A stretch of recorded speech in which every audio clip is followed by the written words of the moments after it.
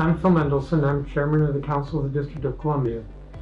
And I got vaccinated today. I just got vaccinated because it's the right thing to do, because it will help to protect my health, and because all of us need to get vaccinated. And I hope that my example will make others feel more comfortable if they have any uneasiness about getting vaccinated. So to get your vaccine, you can go to the website vaccinate.dc.gov.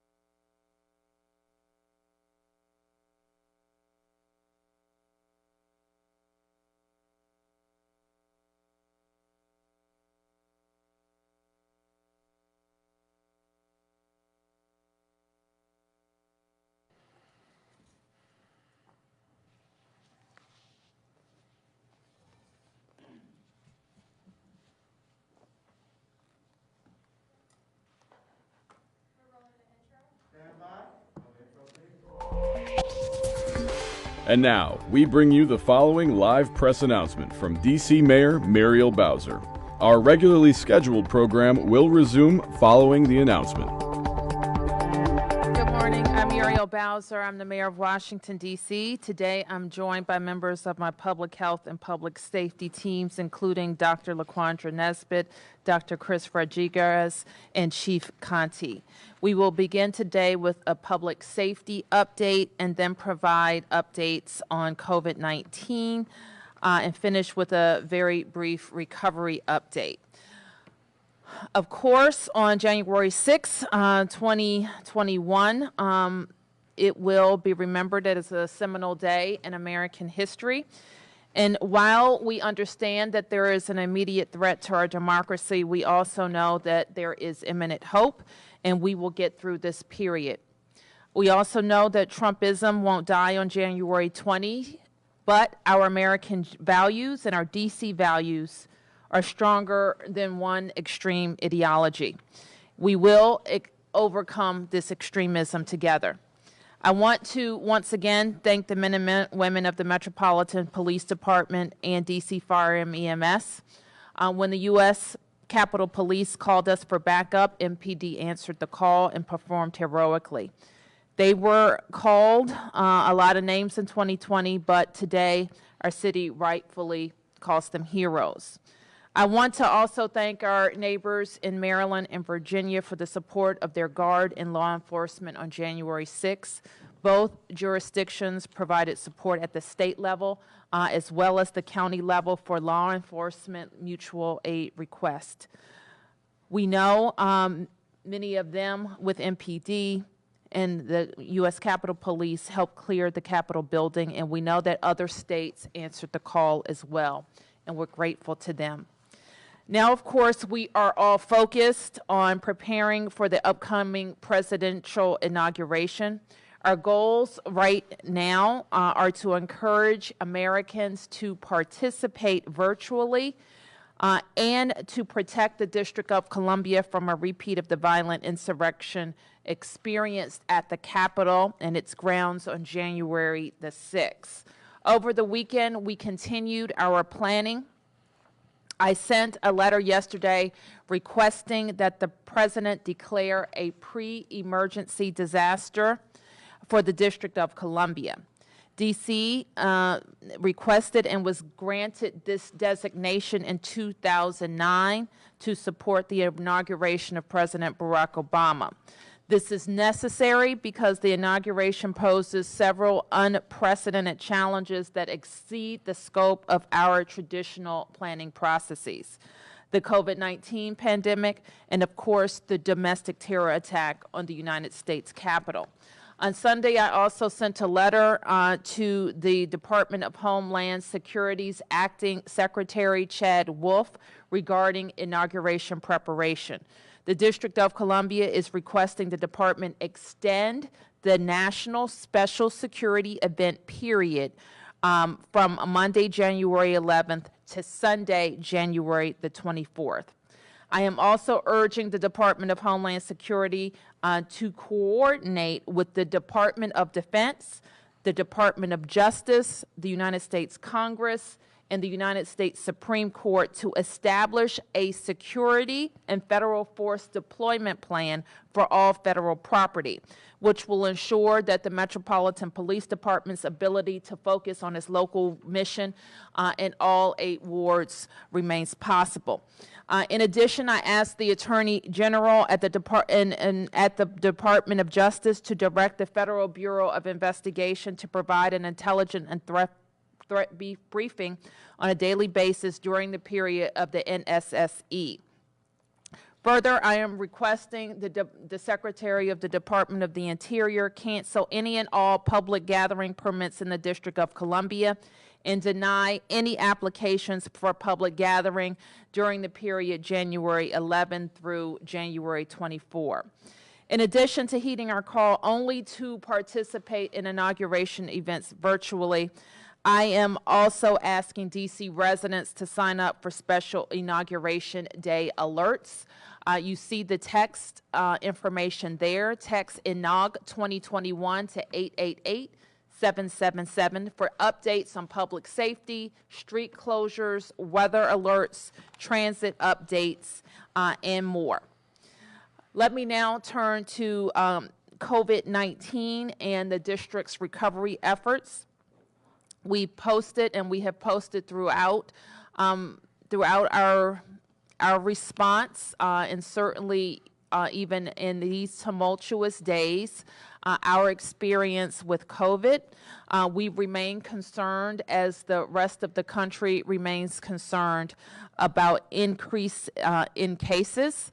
And we can show you our 7-day experience in the level of community spread, as well as our hospital system capacity, the public health system capacity, and level of community engagement.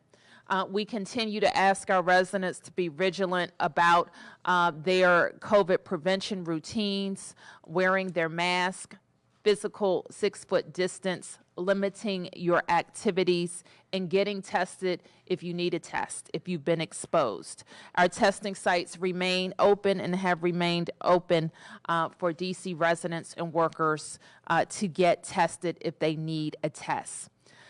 This morning, switching to the more optimistic and hopeful part of the presentation, we know the vaccine is safe and effective and available in the District of Columbia. Our Department of Health has worked through our phasing criteria for the vaccine, and today we move into yet another phase of vaccine eligibility. So far, 26,672 doses have been administered in DC.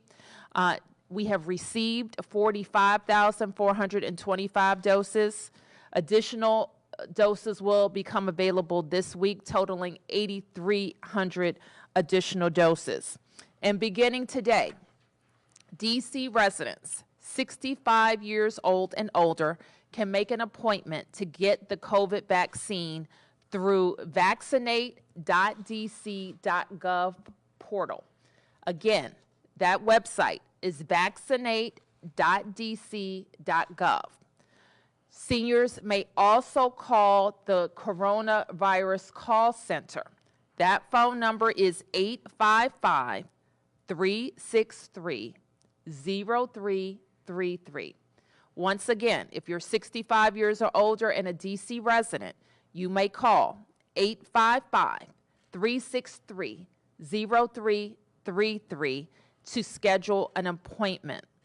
If you have reached out to us via this website before to sign up for information, that was not registering or getting an appointment for COVID, for the COVID vaccine. You still need to register, and you may do so today by going to vaccinate.dc.gov, 855-363-0333. So beginning today, seniors may call for the vaccination appointment. Residents can schedule through the call center Monday through Friday, 8 a.m. to 7 p.m., and on Saturdays, 8 a.m. to 4 p.m. Additionally, calling 311, our operators at 311 will be able to connect you. Let me tell you how to get prepared for that call. Very simple. It should take only 5 minutes on the phone.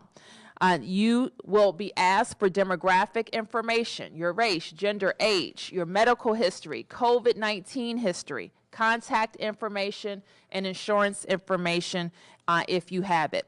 And once you receive it, you will get a confirmation code that you should take with you along with your photo ID to your appointment. That confirmation code is your own.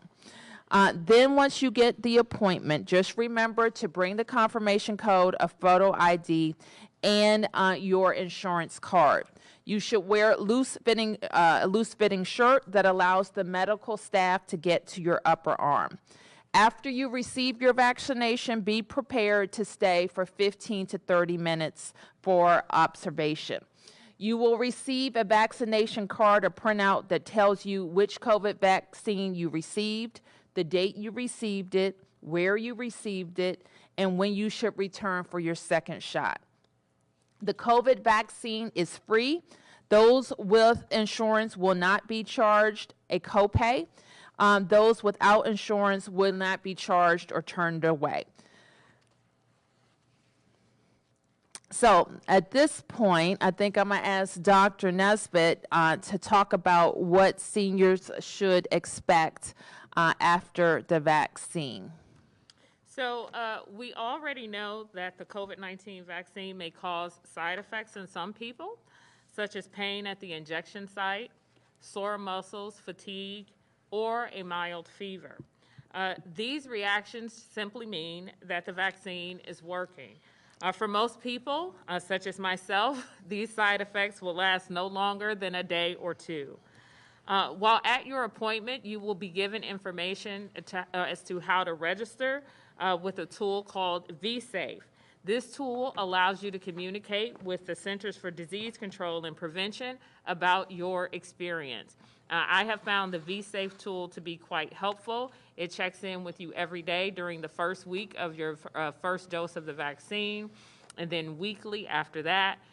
It will prompt you to remind you that your second dose is due if you have not made that appointment for your second dose, which many of our providers are scheduling as you leave. Once you get your first dose, it will remind you to schedule that appointment. Once you have received your second dose, you go back into the vSafe system, and it starts checking on you every day again, and then we'll switch to weekly thereafter. And the vSafe system will check in for you throughout a 12-month period of time. You want to introduce, Chip? So now we have a few seniors in our community who have already been vaccinated. We have quite a few people in our community who wanted to share with you their vaccination experience and encourage you to get vaccinated. So this morning we're going to share with you a message from our very own DC Council Chairman Phil Mendelson and at-large Council Member Anita Bonds on why they want our seniors to join them in getting vaccinated.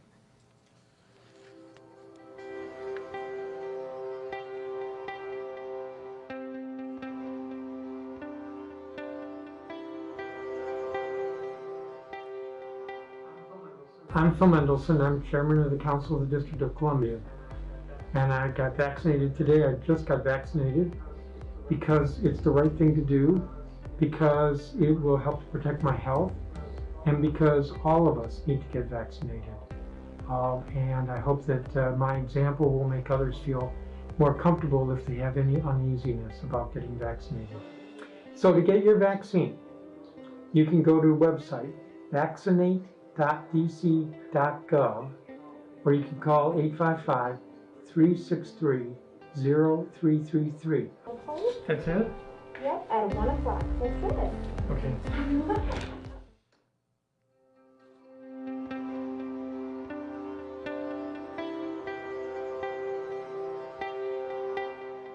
I'm at-large council member Anita Bonds, and I just received the vaccine. And of course, I am encouraging you to be sure to get the vaccine as well.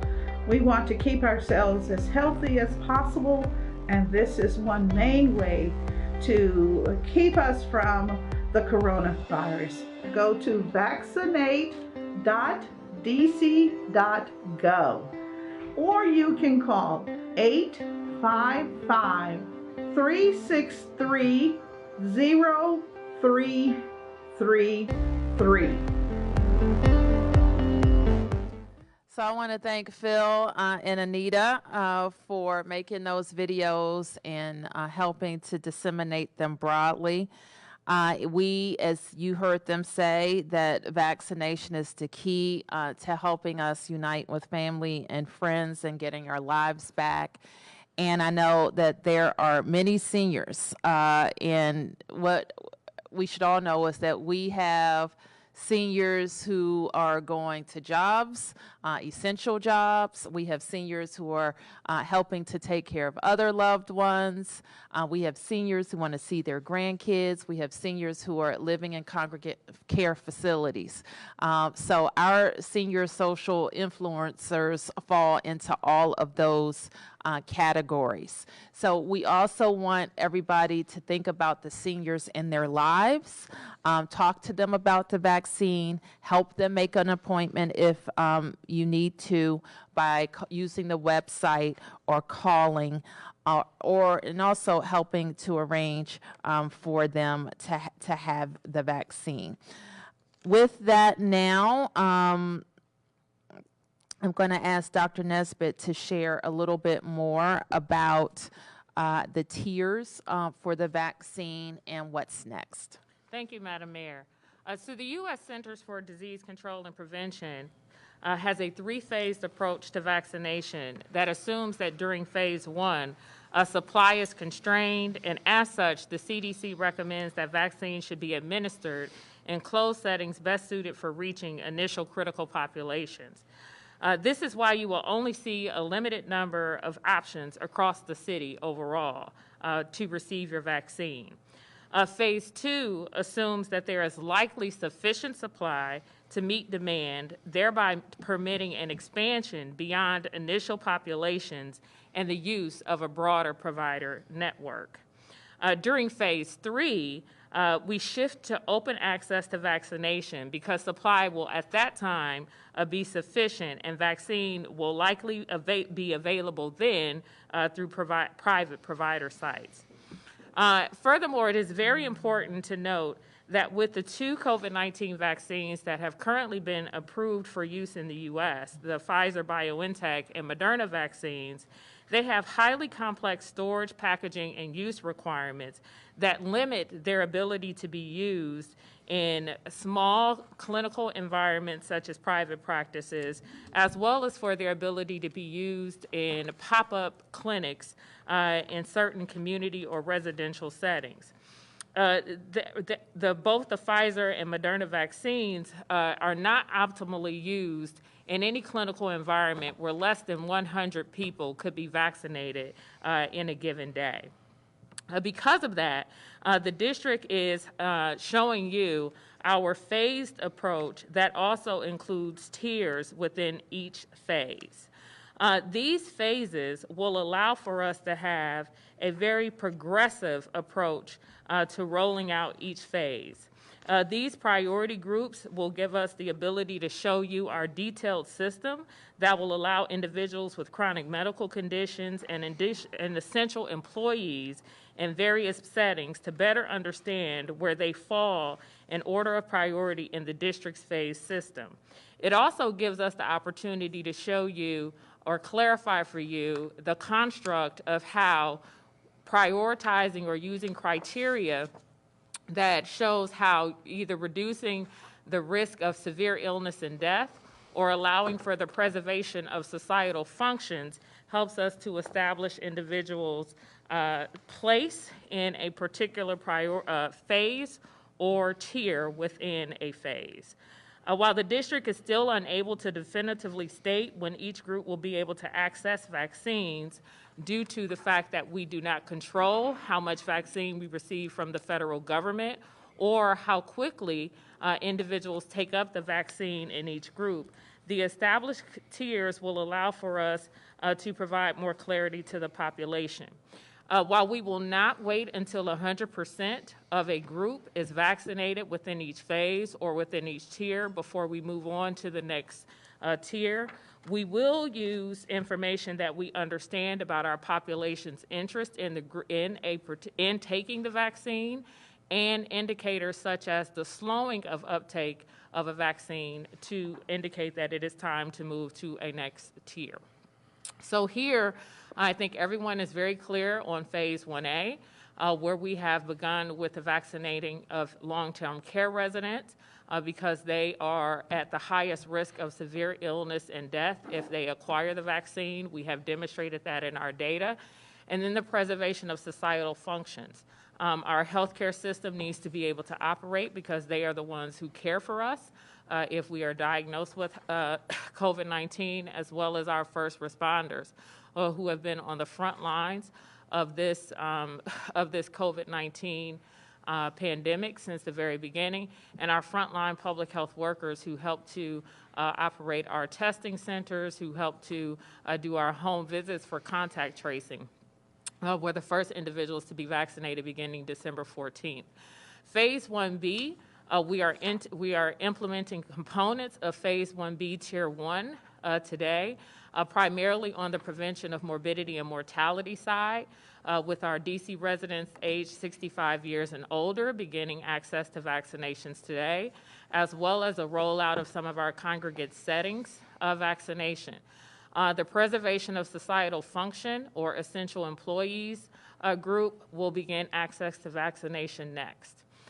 Tier 2 in Phase 1B will include additional essential employees such as our law enforcement, staff in K-12 educational facilities. So this includes all staff who work in these environments, staff in child care facilities, and staff working in grocery stores in the District of Columbia. And then Tier 3 in Phase 1B includes additional staff working in our courts and legal systems, staff who work in health, human services, and social services agencies outreach programs, and our frontline employees of our public mass transit agencies, individuals employed in manufacturing, individuals working in food packaging and distribution, and the employees of our U.S. Postal Service. Phase 1C, the first tier, adds our DC residents who have chronic medical conditions. Depending on the current rate, based on the current rate at which we are receiving vaccines, we do not believe we will have to break this group out into those individuals who have chronic health conditions that are linked to a severe, who have a known link to a adverse outcome from COVID-19 versus those that are not yet identified, because what we are still learning more about COVID-19. And then the preservation of societal functioning or essential employees groups are essential employees in our district government agencies, essential employees of public utilities, essential employees in non-governmental health, human, and social services organizations, agencies. These are the ones who don't do direct outreach. They have less interaction necessarily with the public in their homes, in the streets, or out in the communities where their workspaces maybe could be modified more readily. And then individuals working in commercial and residential property maintenance and environmental services.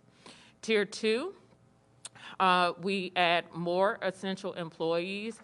So individuals working in non-public transit or mass transportation services, so for-hire vehicles and rideshare, individuals who are working in logistics, delivery, and courier services, and individuals working in media and mass communications. Again, these are essential employees who are required to report in person or on duty in person throughout the public health emergency.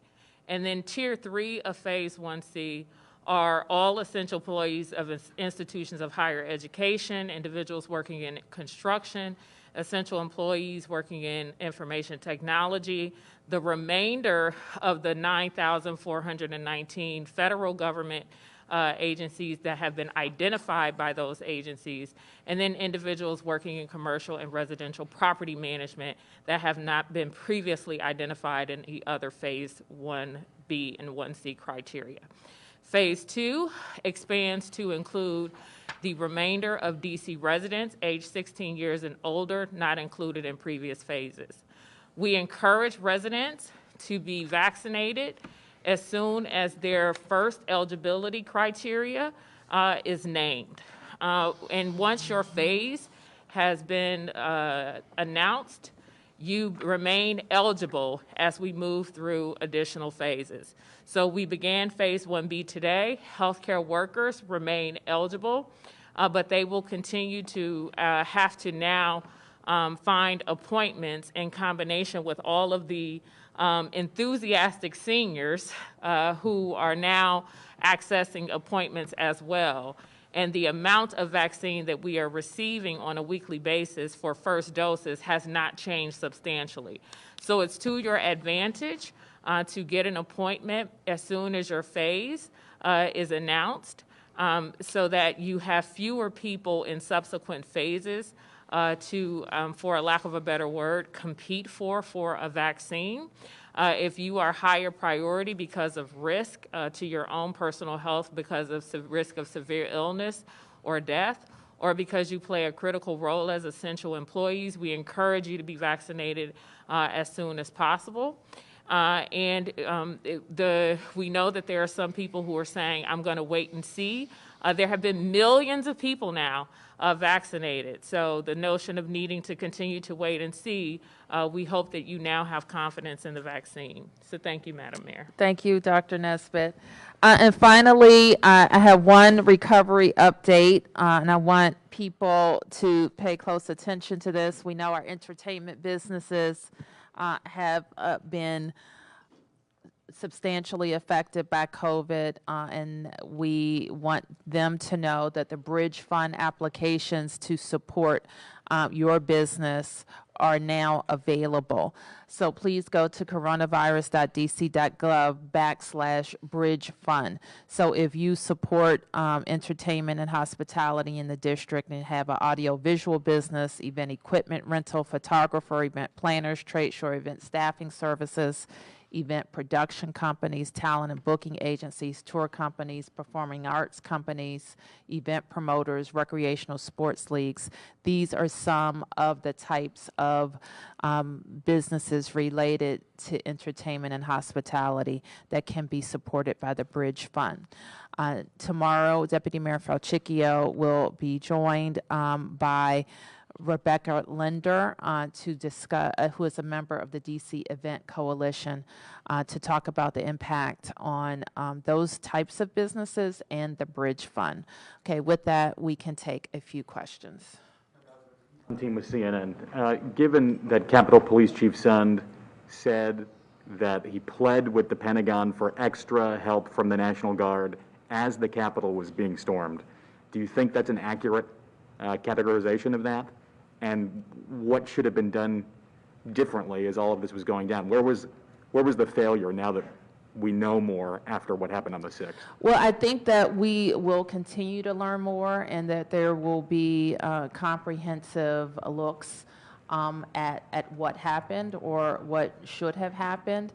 And we are very much looking forward to those investigations happening. Given that Sund said that the Pentagon thought that the optics would be bad if the National Guard was in front of the Capitol, what goes through your head when you hear that? Well, for our part, we saw the Capitol being stormed, and we thought all extraordinary help to the United States Capitol Police was warranted.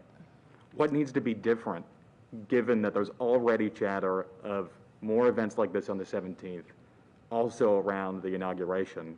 What needs to change in order to make sure that something like this does not happen again? Is it more federal help? Well, I spent the first part of my remarks talking about some very specific changes that we've recommended to the federal government. The first being directed at the Department of Homeland Security, and that letter outlines very specific suggestions. First, we think that the National Special Security Event time period and security perimeter needs to be expanded.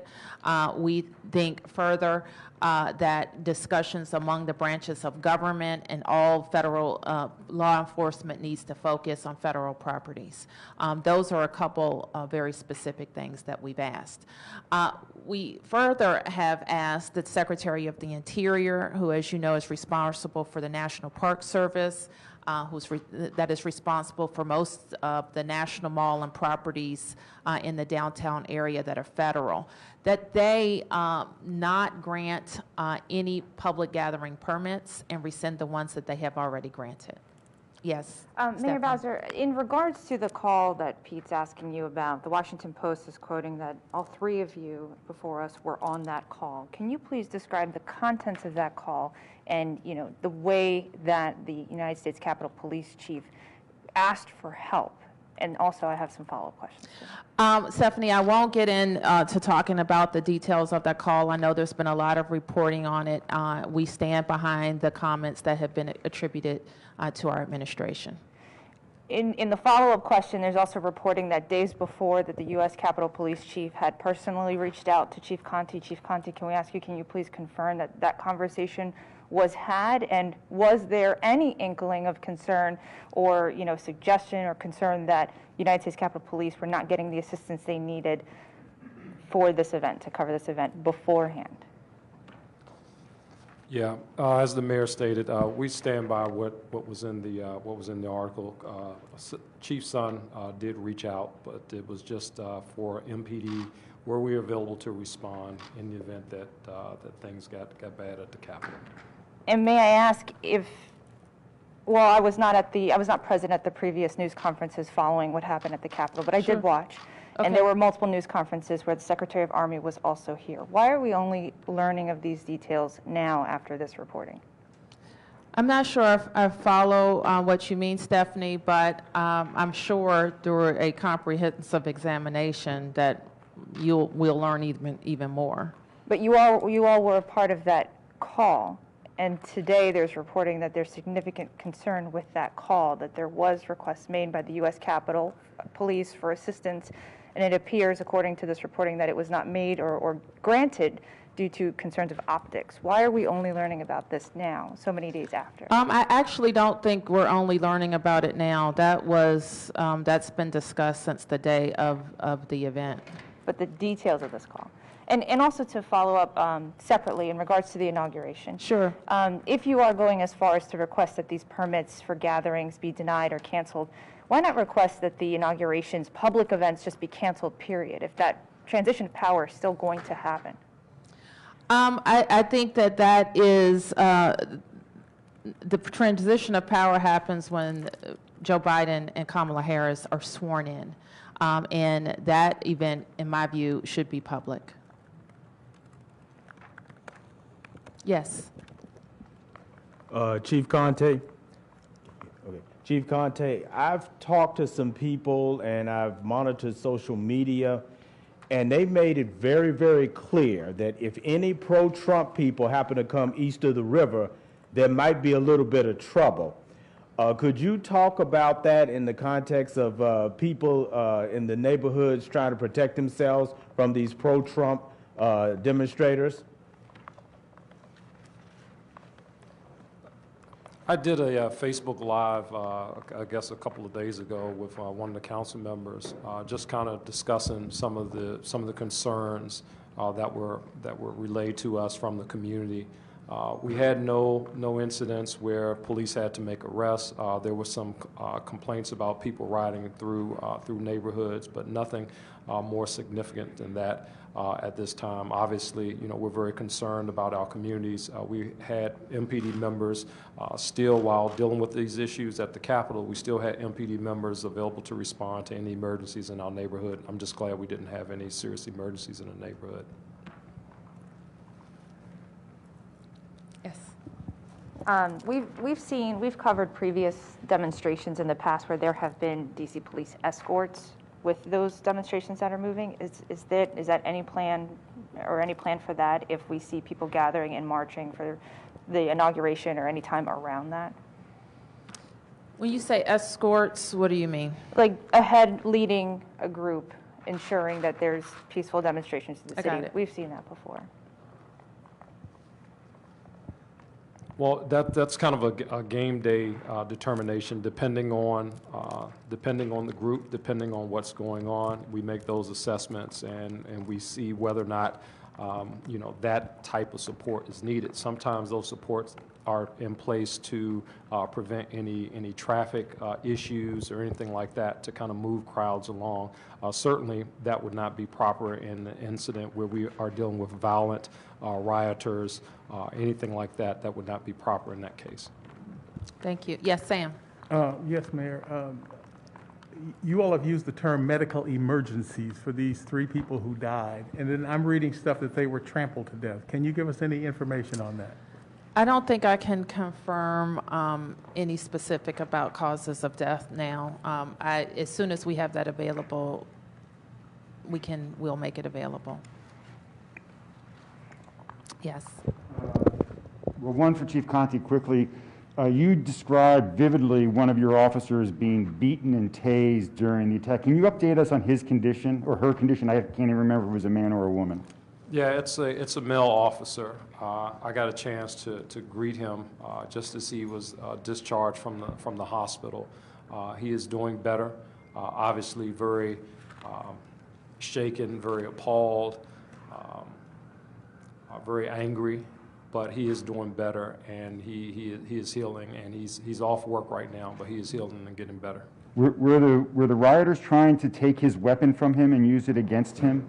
We believe that they were. That there were several items of property, MPD property, district government property that was stolen from him. Thankfully, his weapon was not taken from him. And could I follow up on some COVID questions? Yes. When you release the numbers of vaccines that are coming in, do they include the second round as well, or are those just first round numbers that you're giving us? We have been reporting first doses, the vaccine that is coming in for first doses.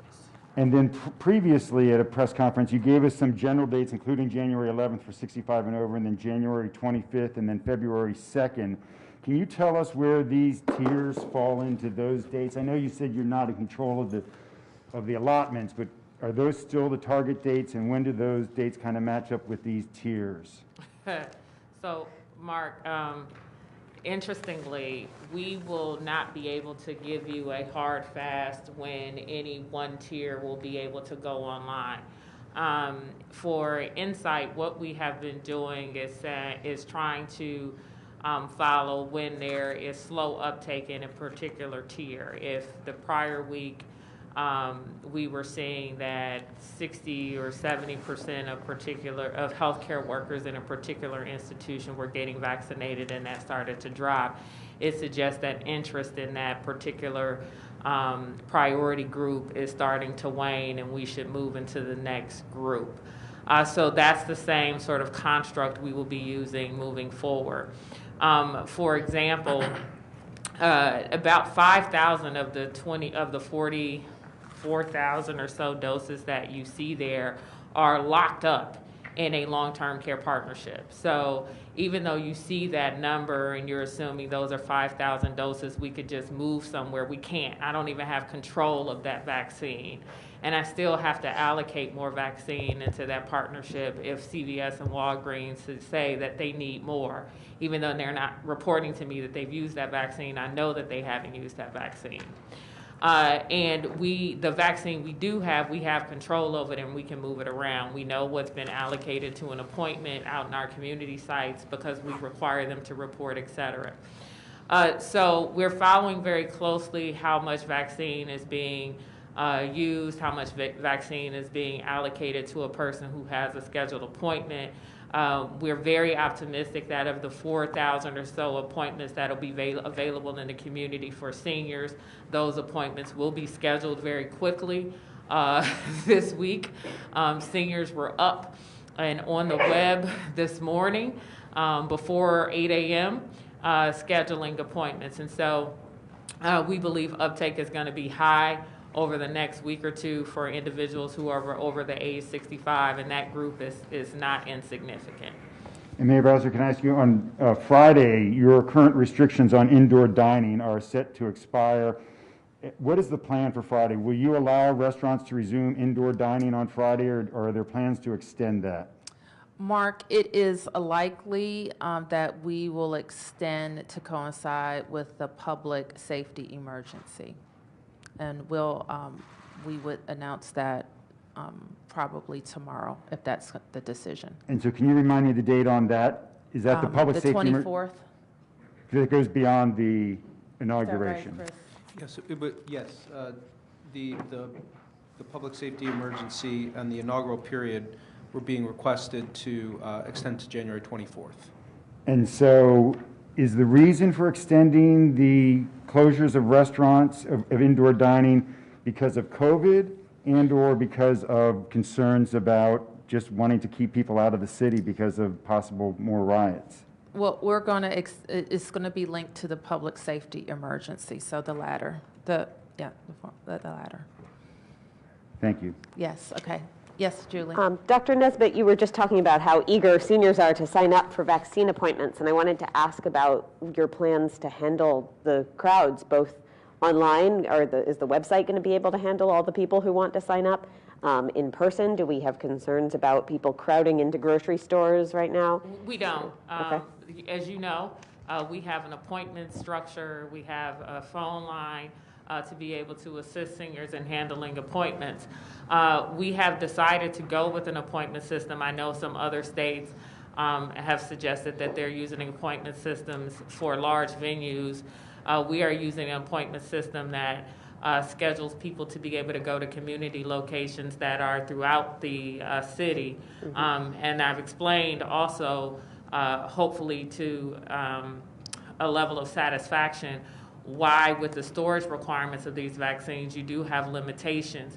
But we have what we call lower throughput, which is as few as 100 people a day, and higher throughput, as many as 800 to 1,000 people a day sites. You really are not able to move people with the requirements of this vaccine in an environment that's lower than 100 people per day without creating the opportunity for waste of the vaccine, which is something we can ill afford to do. But when you have really large high throughput sites, thousands of people a day, you create an environment where people are potentially standing on queue. They can become operationally inefficient. And it creates opportunity for people who don't have appointments to come and then be disappointed when they are not served after waiting for hours. We do not want to create that environment here in the district. One, even if we tell people only come when you have an appointment, they'll come anyway, and the optics will be terrible. Because I know they'll meet Julie, and Julie will write about it and say that people waited for hours, even though we told them to schedule an appointment, and there's eventually going to be enough vaccine for everyone. So we really want people to call in. We can handle the call volume. The website can handle the appointment scheduling. We also have some of our large healthcare systems are already beginning to bring, because they can do some of these medium throughput clinics, are beginning to reach out to some of their seniors to tell them how they'll be able to accommodate them. Kaiser began this week.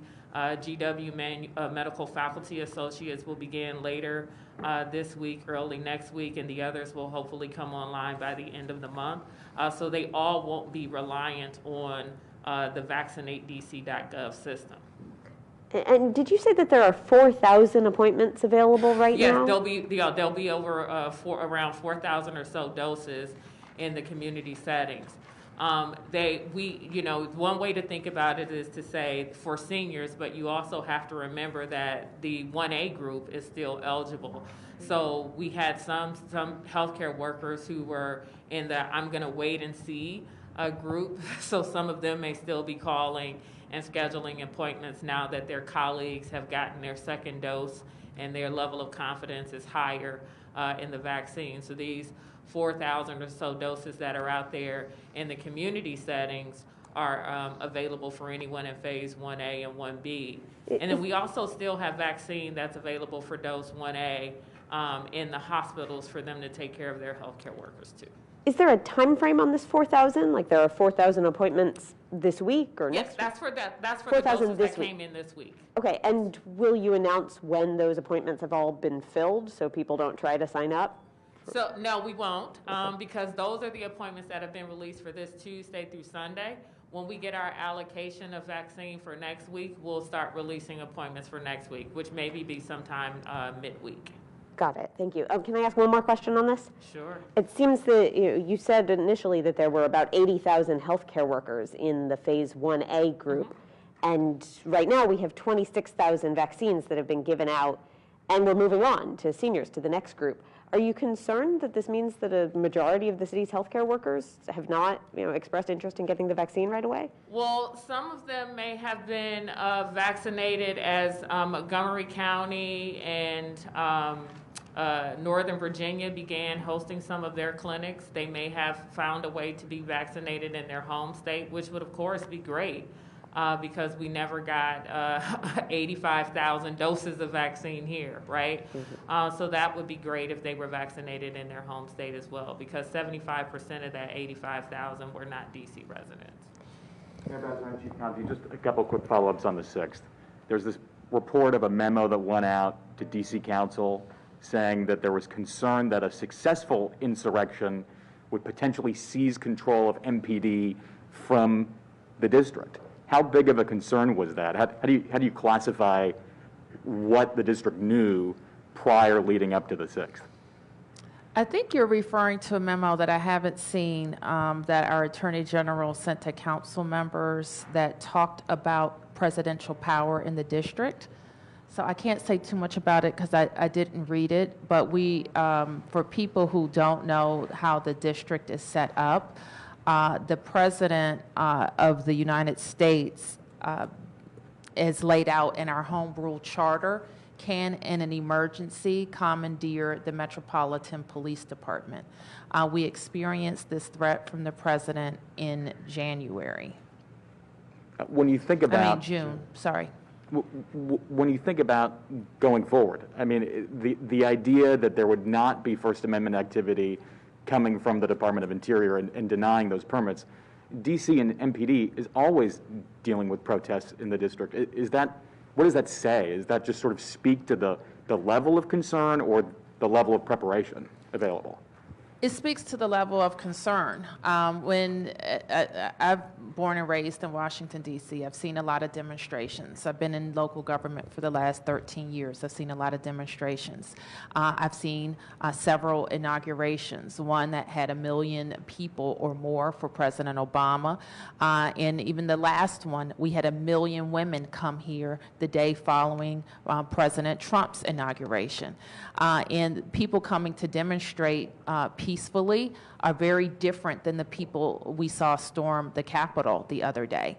And I think that it will be shown that those people were organized, trained people who went into that building. So as laid out in our letter to the DHS director, this inaugural planning period has to be very different than all the others because of those things. Are you scared? Am I scared? If I'm scared of anything, it's for our democracy because we have very extreme factions in our country that are armed and dangerous. Chief Conte, can you just clarify a little bit more about what you said about the officer beaten? There's so much video circulating online. Was that, and not to be too vulgar here, but the officer beaten with the flagpole or the one crushed by the door, can you speak to any of those videos? Do any of those things correlate or line up that you can help us sort of better tell the story? Yeah, I had 56 officers and counting that were injured in some way, shape, form, or fashion doing that. Some, obviously, the more extreme videos that have been circulating on the internet. As I said before, our officers were in a fight not just for their lives, but for the democracy of this country. And I believe again that MPD members performed valiantly, along with a lot of our local partners in the NCR, the other law enforcement agencies that were there with them. I have talked to officers who have done 2 tours in Iraq and said that this was scarier to them than their time in combat. So I think that really just kind of speaks to the level of concern that we have as a city, as a government.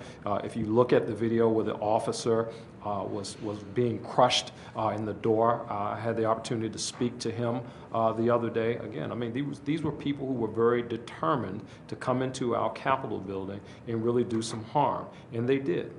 It's terrifying when you watch the video. I mean, what did that officer say to you? Yeah, it makes me sick to my stomach to see that video. And that officer, obviously, he was afraid for his life. Okay, last couple. So we'll start with James, Mark, Stephanie. Dr. Nesbitt, during the insurrection, you probably heard this, House members were put in basically a small room, all of them together, and the Capitol physician has expressed concerns about COVID being around in terms of that room and others. what relationship does your department have with the Capitol physician in terms of let's say, an incident like that? Well, the Office of the Attending Physician has their own responsibility for managing the outbreaks that happen or any exposures that happen on the Hill.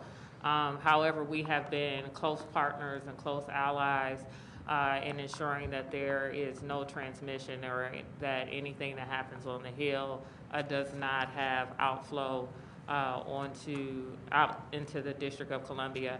I'm in constant communication with him. In fact, we spoke this morning. We touch base often because what I have truly appreciated about his partnership is that he has been an ardent supporter of Mayor Bowser and the interventions that we put in place in the city and ensuring that the members of Congress understand what our policies are in the district in terms of mask mandates, in terms of what our testing infrastructure is for non-essential employees on the Hill or their family members, so that people know what the resources are in the District of Columbia if they need to access them, and that we can always be aligned in our mission in terms of reducing risk of transmission and ensuring that anyone who needs testing support that exceeds what their capacity is has access to it in a meaningful way. Mark? I'm wondering on the vaccination one, do you have 100% of providers reporting now? When you were reporting doses given before, you were only at 58% reporting. Sure, it's an excellent question, Mark. We have 100%, we do not have 100% of providers reporting because we are still not getting the data we need from those who are in the long-term care partnership.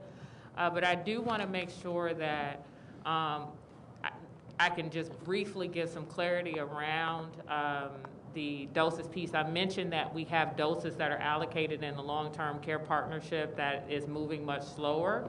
And then also, you know, a lot of our hospitals get their doses on a Monday, Tuesday, and Wednesday. We tried to figure in the metric the best way that we could that would help to make sense for people why you don't have 100% of doses administered every single day, right? Why there is that lag. Because people think there's just doses of vaccine sitting on a shelf and people want it. But hospitals and healthcare providers get vaccine. People are making appointments. That vaccine is attached to an appointment. Because it hasn't made it in someone's arm yet doesn't mean that it's sitting on a shelf and people desperately want it. So I want to make sure that people have visibility into that. So we have about the 8,000 doses of vaccine that came into the city last week doesn't often make it into the city until Wednesday. And then those healthcare providers are making appointments for people toward the end of the week, over the weekend, and they're using it through the beginning of this week when their shipments start coming in today, tomorrow, and Wednesday. So there's a little bit of leeway there. We probably found about 2,000 doses that wasn't accounted for, where there was inefficiency, where we started moving it around from lower demand providers to higher demand providers over the past week. So that leads me to another question about wastage. What can you tell us? Will you provide the numbers on wastage like you are the vaccine numbers? And what are you seeing as far as wastage? So now that we have of the community providers reporting, we can start to get to some meaningful data on wastage, but I don't have providers who are reporting to me wastage. So when I hear anecdotal things from reporters or a council member who sends me email, I beg them to have that provider send that data to me because I don't have it. I don't have any provider telling me that I've had to waste vaccine, and that is required to be reported to us by their provider agreement. Is that an actual word? Is that a word? Wastage? Okay. That seems like a problem if they're not properly reporting wastage. That is correct. That is correct. And they will not be allowed to permit in the program, to participate in the program. Okay, last question. Stephanie? I just wanted to clarify. So the National Guard members, whether they're DC or coming from other states, that they are still not armed? Only the president can arm the National Guard. Let me be clear about that.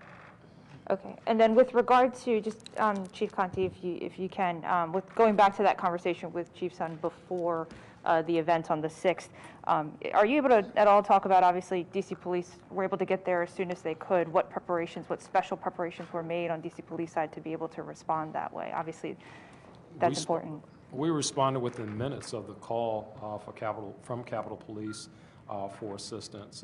We deployed several CDU platoons along with a command official to the scene to aid the Capitol. So it was really literally within minutes. But that was purposefully set that way because of the information that you all had.